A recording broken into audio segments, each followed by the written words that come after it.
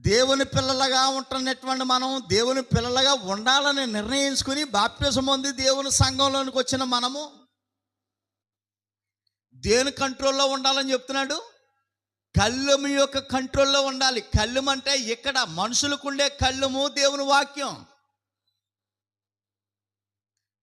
అర్థం చేసుకొని ప్రియులారా, మనుషులకి నోట్లో ఉండవలసింది కళ్ళెము అన్నాడు. ఆ కళ్ళు అనుకునేటువంటి అర్థం ఏంటనంటే వాక్యం. అంటే మనిషి అంతా వాక్యం యొక్క కంట్రోల్లో ఉండాలని చెప్తున్నాడు.